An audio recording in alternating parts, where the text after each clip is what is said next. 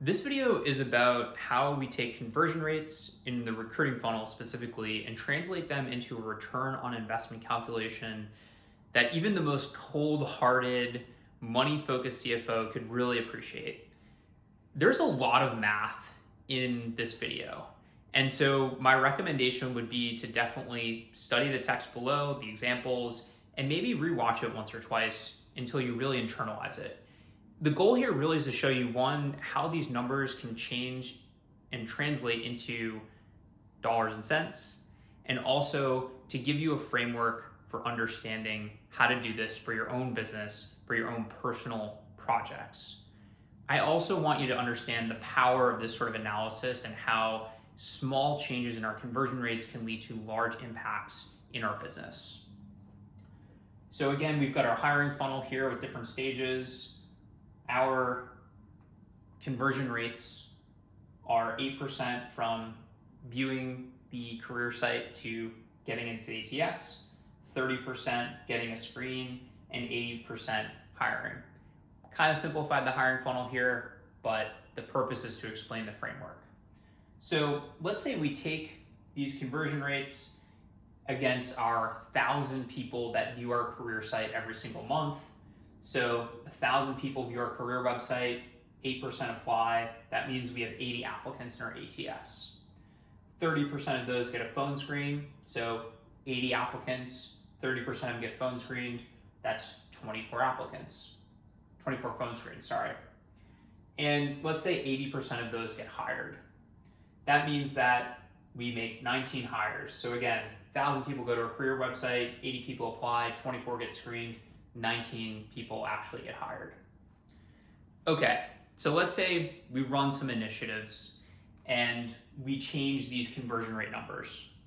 So instead of 8%, we're now at 11%. Let's say we made our career site mobile optimized. Let's say we increased our screening conversion rate by hiring from new sources that are more targeted. And let's say we got an increase in our hire rate by decreasing the time it takes for somebody to go from applicant to getting an offer, and therefore not losing to our competition. And this goes from 80% to 90%.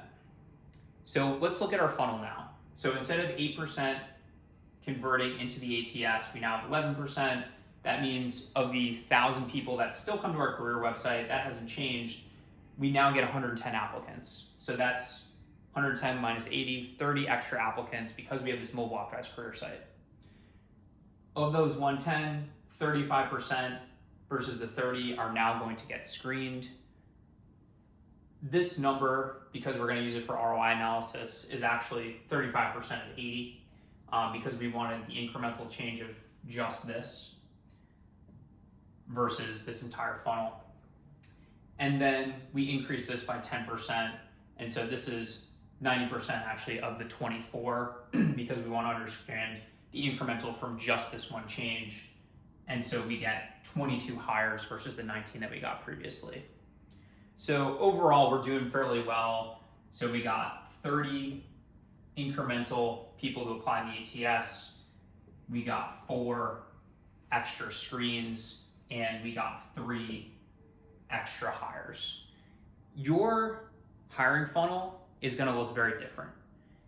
It might be different because you have more steps, because you're doing high volume, because you're doing executive, whatever the case may be. Just use this framework and these conversion rates on whatever it is that you're trying to accomplish. Okay, so let's translate this now into a dollars and cents value that your cold-hearted, money-focused CFO can really appreciate. Let's pretend that our incremental cost per hire is $1,000.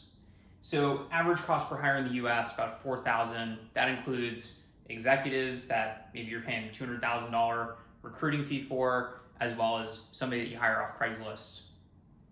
The incremental cost per hire I think of is what's the extra money we have to spend, the extra time we have to spend to get somebody to become part of our team. We're just going to say it's $1,000 here. We actually have a whole video about this if you want to Google it with a much more in-depth explanation, so you can maybe figure out what this should be for your business.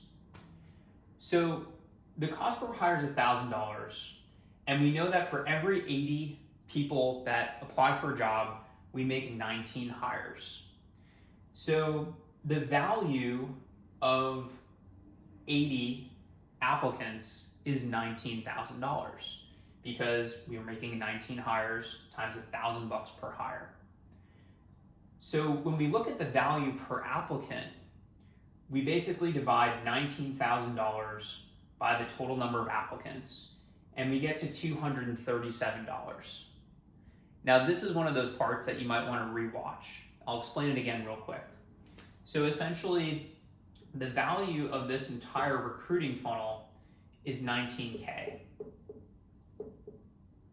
Because we've got our $1,000 per hire, 19 hires. To get 19 hires, we need 80 applicants. And therefore, each 80 batch of applicants is worth $19,000 because every time we get 80, we're going to get this amount of value. And if we divide this value by 80, we get $237. We can do this for the other parts of the hiring funnel as well. So our value per screen is $791, and of course our value per hire is $1,000 because $19,000 divided by 19 is $1,000. So that's the value per each of these parts of the funnel. Now let's look at the incremental amounts that we generated through our efforts and translate that into dollars. So again, at the top of funnel, we had an 8% conversion rate from visitor to applicant tracking system apply. We made the career site mobile optimized, so instead of 8%, it's 11%. Applicants went from 80 to 110, and therefore we got 30 extra applicants. And 30 extra applicants will convert into incremental hires that are worth $7,125 because our value per application, $237 times the 30 incremental equals $7,125. So if doing this project to make our career site more mobile optimized cost us, let's say, $15,000, that means in 2 months, we're gonna recoup that money.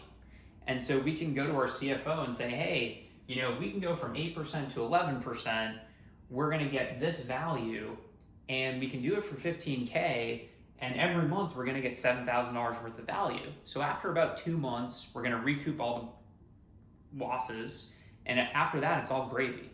That's a really interesting business case to use, and that's the power of translating conversion rates into dollars and into the initiatives that you really care about. And of course, you can do the same thing with saying, hey, we wanna automate screens. We want to have a better ATS that people can apply into more easily and increase that conversion rate. We want to train our recruiters and do this one-day training. We want to XYZ, et cetera, et cetera, et cetera. And it's going to translate some of these numbers into things that we can then think about in terms of dollars and cents. It could be anything from your compensation, increasing your offer acceptance rate, through building microsites for different talent demographics, doing programmatic, sourcing technology, whatever the case may be. Again, this video is very math heavy, and the first time or two that you look at it, it's probably going to be really complicated. Take a look through this again, leverage the information below, ask questions in our community, send us an email if you want. But my hope is that you understand how this stuff can be translated into an ROI, and also how powerful these impacts can be, because let's face it, this is for a pretty small company. If you're at a larger organization, all of a sudden these numbers become very large very quickly. I'll see you in the next video.